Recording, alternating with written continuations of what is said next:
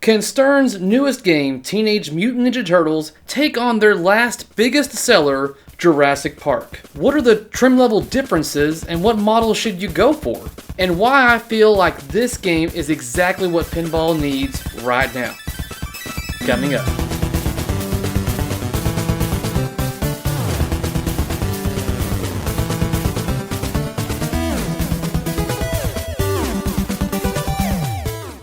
Cowabunga dudes, and welcome back to my channel where I talk and do everything pinball. So if that sounds good to you, then ninja kick that subscribe button down below. I must apologize for not doing this video a little bit sooner, but this week has been a little bit busy for me. Not to mention, I really wanted to see how both trim levels, the LE and the Pro model, actually shot. And now that we've got all that information, let's dive into it. I have to admit that I was hyping this game up a little bit in my inner self whenever I first got the rumors from Canada months ago.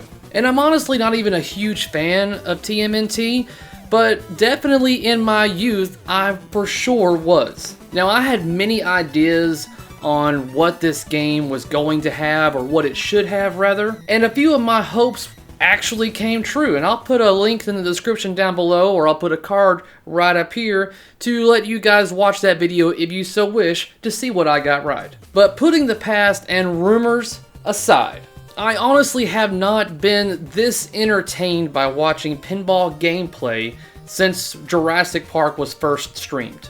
The flow, the shots, the geometry, the art, this game almost has it all. Almost? I'll get to that. Whenever I first saw the leaked images of this game, I was honestly a little disappointed. And that's because obviously I hyped it up a little bit too much inside, but also I was looking at very poor quality pictures, so it definitely did not look as pretty as I found out mere hours later. So when I looked at these leaked images for the first time, I was like, damn! And then the next day, whenever Stern officially released their high-res images, including a little bit of gameplay, I was like, ooh, yeah! Now, I was hoping for a comic book style art form for this particular game, but taking it back to the 80s cartoon and seeing it now, I'm kind of glad they went the way they did. I think it turned out very good. It started to grow on me. And I think it's starting to grow on everyone else too. If I had $1 for every time I read a comment on Facebook or Pinside, and it starts out with, I'm not a TMNT fan, but, then I would be pretty happy right now. So let's jump right into the trim levels and what you will not be getting if you settle for the Pro. The premium model comes standard with a interactive turtle van, where the mechanical door does open up and 4 balls will come out for a 4-ball multi-ball. If you settle for the Pro, instead there's a horizontal up post that holds 1 ball behind the van for your 4-ball multi-ball. So you're still going to get your 4-ball multi-ball, but you're just not going to get that cool effect of the turtle van opening up and all the balls coming out of it. The second item that's going to be on your premium but not on your Pro is the sculpted hang glider for the turtle that is a diverter that is player controlled on your wireforms. Instead, on the Pro, you will be getting a stop and score solenoid for basically collecting rewards. The next item that is completely missing from the Pro but is on the premium is the sculpted little model of Krang above the pop bumpers. Now this will be bouncing up and down and taunting you throughout the game with your pop bumpers. You will not have a Krang in your Pro model. The next item is that the spinning magnetic pizza on your playfield will only be spinning one direction for the Pro model, whereas the Premium can spin left and right, or clockwise or counterclockwise, however you want to look at it. So one direction versus bi-directional on your Premium. That is not a big deal at all. That's very negligible, so I almost don't even want to count it, because I don't see that being such a, like, oh my goodness, it's only going to be spinning one direction. Either way, you're still implementing randomness into your game. And the final portion that is located on their matrix that deters from the Pro and Premium is that the Premium can have up to an 8-ball multi-ball that collects behind the X ramp, whereas the Pro will only be able to do a 6-ball multi-ball. And I'm sort of okay with that. 6-ball multi-ball is already chaotic enough as it is. 8-ball multi-ball is overkill. I already know this from plenty of other games that have a 6-ball plus.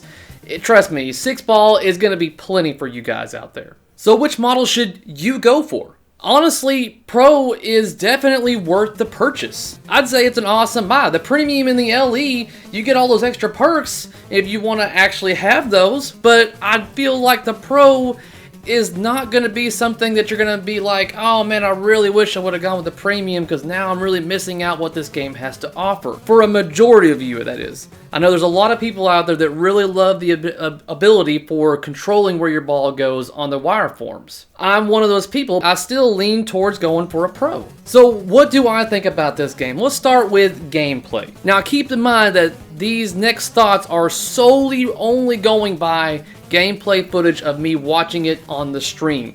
Nothing more. I have not played this game yet. The gameplay looks fun, fast, it flows, and it's very entertaining to watch. Art.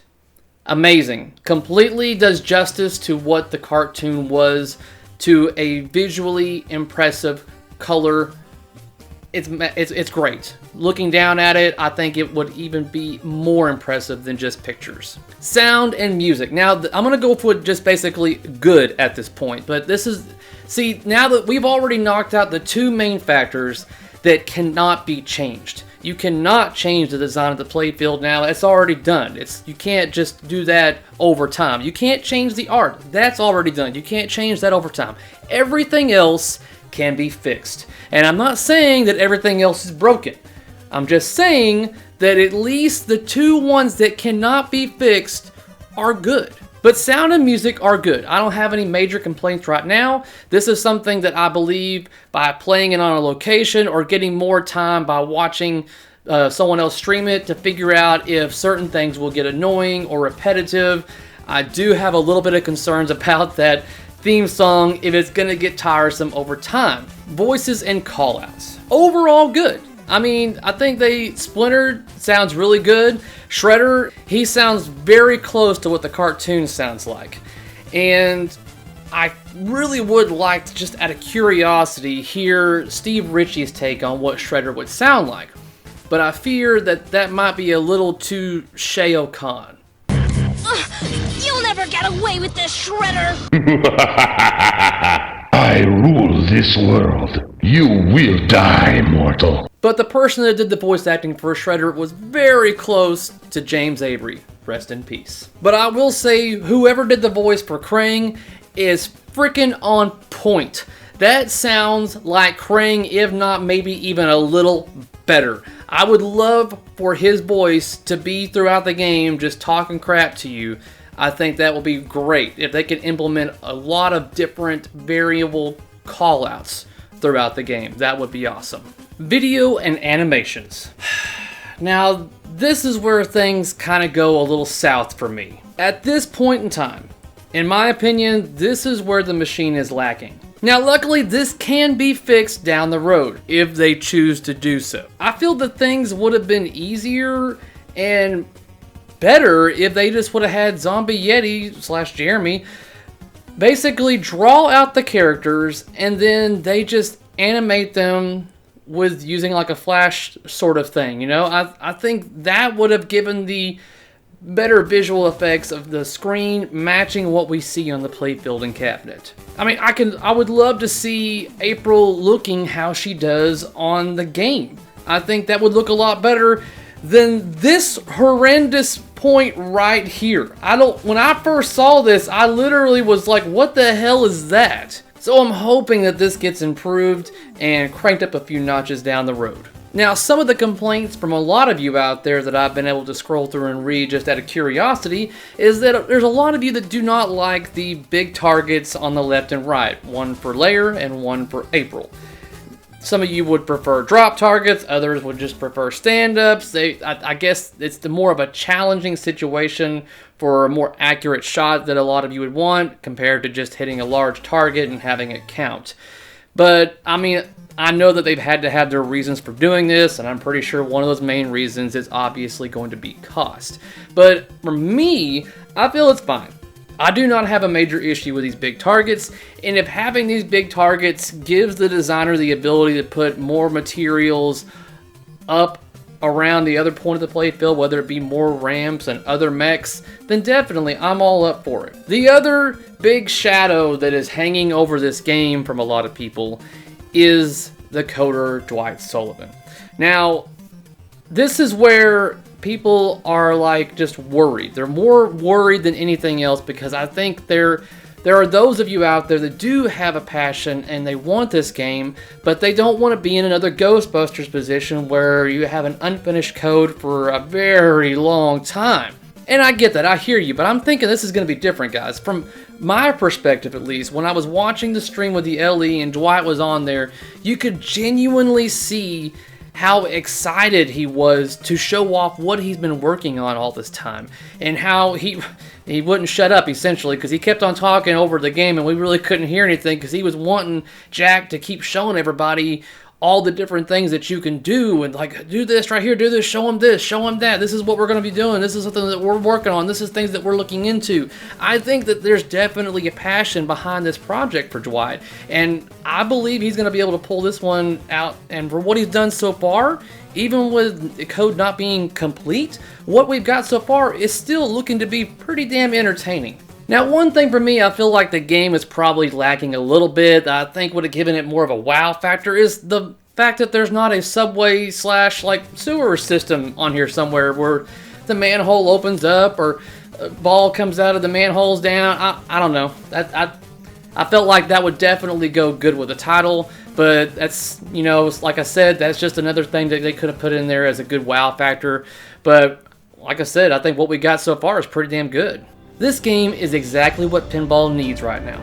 Something fun, something nostalgic that feeds those of us that grew up watching it and also encourages the younger and next generation to play pinball. Something else that is giving this game the major hype train, and especially by me, is that it's gonna have co-op, which was a must. If this game would not have had co-op, you would have had so much rage from everybody because it only makes sense. You have 4 turtles, why not have the ability to play with you and 3 of your friends or family members to all cooperatively take on a game? This is a major selling point to a lot of people, specifically me, because I enjoy playing TNA's co-op. It makes it much more funner to work with people when you're playing pinball.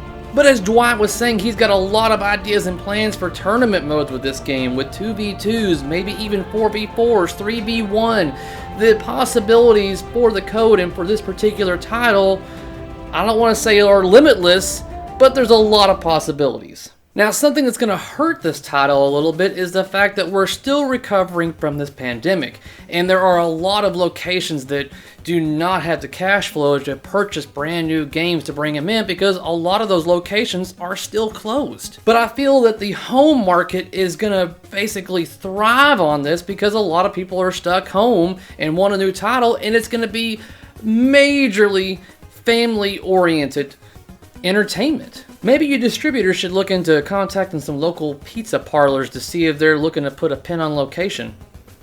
As of right now, I want this game, but I'm gonna have to sell off one of these bad babies back here in order to make that happen. But before I go doing that, I want to be sure about something, and I'm sure a lot of you out there want to know too, is what are the playfields gonna be like? Are they gonna be better? Are they gonna be worse? Will they remain the same? We are hoping that with the fact that there has been more time in between titles, maybe that will give the clear coat more time to cure. But who knows? That's why I'm looking forward to getting feedback from you first buyers out there to let the rest of us know what you think about Teenage Mutant Ninja Turtles. That's going to wrap up this video, guys. Thanks for sticking around and watching. So what are your thoughts on Stern's next title, Teenage Mutant Ninja Turtles? You plan on getting this game? I know plenty of you are. I had a poll going for which one was hyped up more, and I want to say that Jurassic Park was in the lead for a little while, But I think in the end, Teenage Mutant Ninja Turtles has taken the lead on how much hype is behind the game in comparison to the other. I really do think that Teenage Mutant Ninja Turtles is going to sell more than Jurassic Park, and I hope it does. Let me know what you think about this game in the comments down below. If you like what you've seen here, give me the thumbs up, and if you haven't already, do not forget to ninja kick that subscribe button down below. That way, you can be notified of whenever I upload something for your viewing pleasure. Until next time, guys, peace out.